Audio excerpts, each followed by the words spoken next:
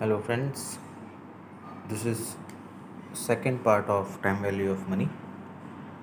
In this, we'll be discussing about different methods and practicals of time value of money, like what is sinking fund, what is loan amortization, what does sinking fund means, what is requirement of savings of money, and what if we are taking loan from bank, how to calculate installment.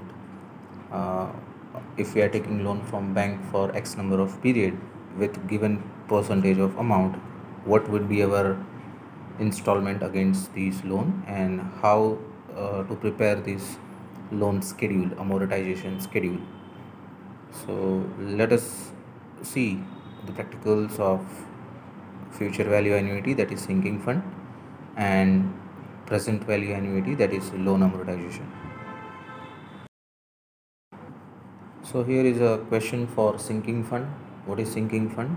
Sinking fund is an arrangement where we need certain fixed amount of money at a predetermined date, and for that amount which we want in some particular years, how much we should save every year, how much we should keep arrangement to keep in savings account, so that we can get the desired amount at desired period of time. So this is a question for sinking fund where Mr. ABC is planning for his daughter's marriage after 10 years. So Mr. ABC is looking for his daughter's marriage after 10 years of time, and for this he requires 20 lakh rupees. So the amount which Mr. ABC will need for his daughter's marriage is rupees 20 lakh. So the question is, this is what the future requirement.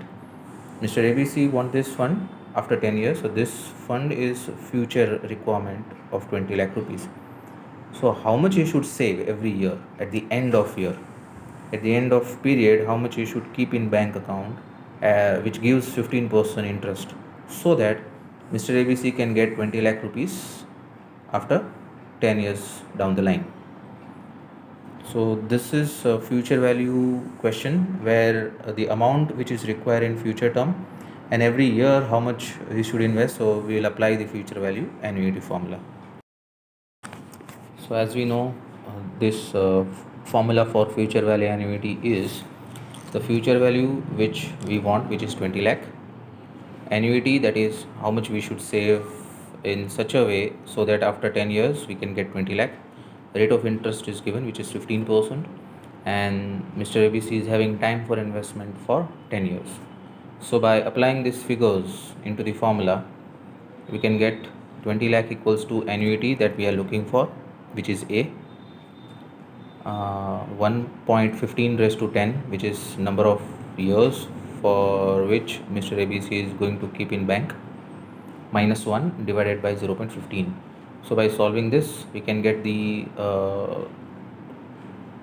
simplification of this bracket is 20.3037, and by replacing this figure, annuity equals to 20 lakh rupees divided by the future value annuity factor, which is 20.3037, and that comes to 98,504 rupees. Mr. ABC has to save 98,504 rupees every year for next 10 years, and that 98,000 he should keep in bank or any other investment where he should get 15% interest.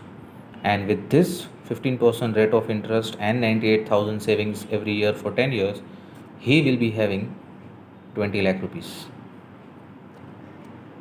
and he can have marriage of his daughter. This is the same technique which even companies are applying. This is also known as a sinking fund requirement, where company may need the fixed amount of capital.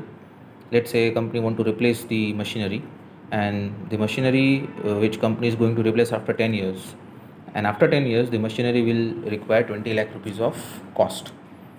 So we can assume the same question, like 20 lakh rupees company require after 10 years. Company will keep investment in such a way which gives 15% interest. So how much company should keep, how much company should save every year, so that after 10 years with 15% earnings, company can replace this machine very easily. and company can have 20 lakh rupees. So again, the solution will be company should keep 98,504 rupees every year for next 10 years, and company can replace this machinery after 10 years. So this is also a sinking fund, or you can say future value annuity problem. This is how we can solve the problem. Now the next question is about loan amortization.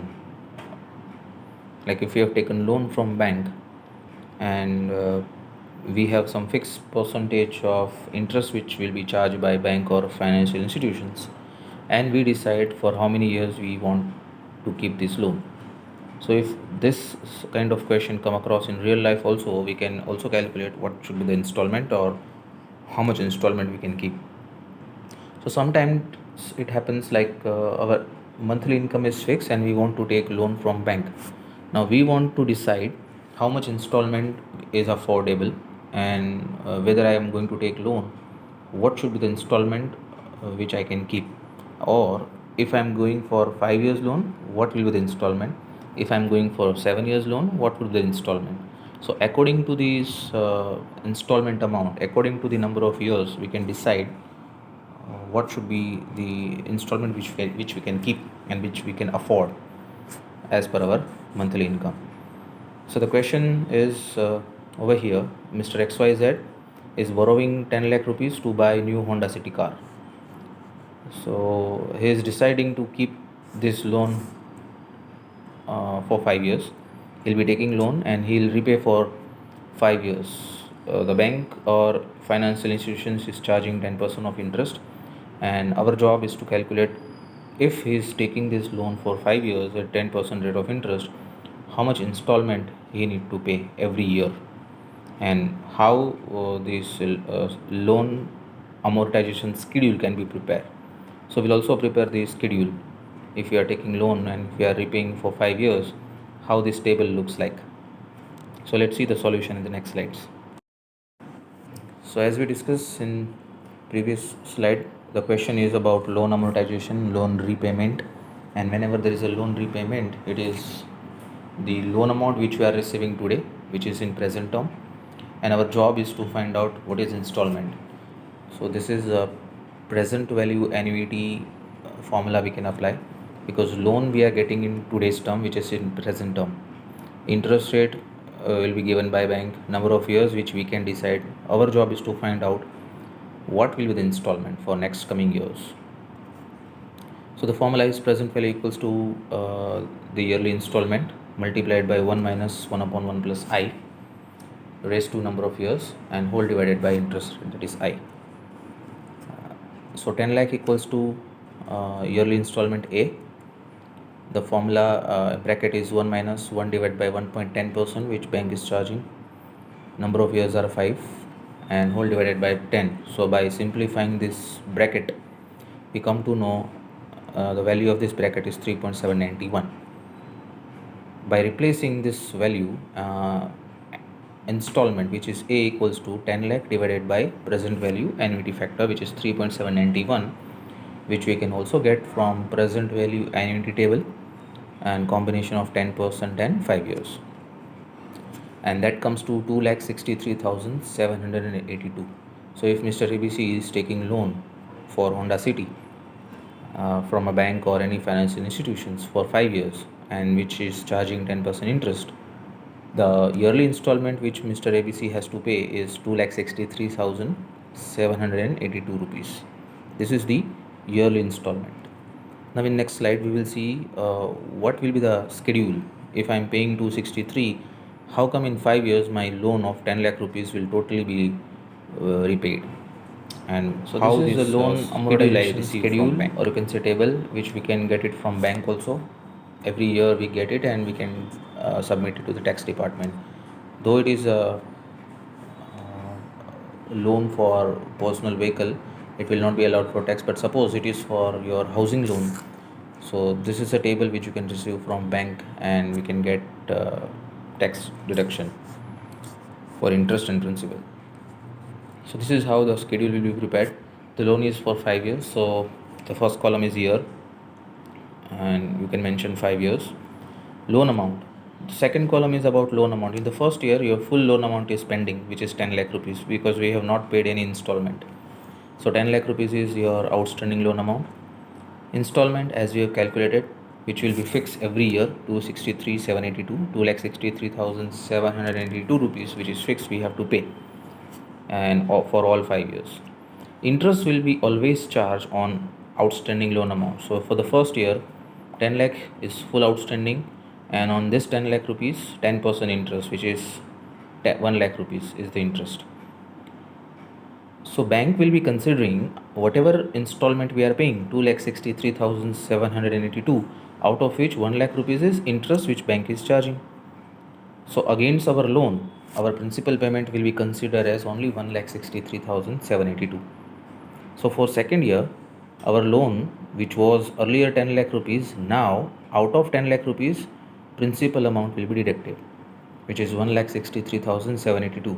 So for second year, beginning of the second year, my loan outstanding will be 8,36,218, and interest will be charged on 8,36,218, 10% of which is 83,621. Again, out of my installment, 83,000 will be considered to be the interest, 83,621 will be interest, and remaining 1,80,160 is my principal against my total loan amount. For third year, out of 8,36,218, 180,160 will be deducted, and now the outstanding loan amount will be only 6,56,058. My installment will be fixed, 2,63,782. Interest will be charged on outstanding amount, which is 6,56,000, 10% of which is 65,605. Principal amount will be from installment, interest will be deducted, so 198,176 will be my principal against loan.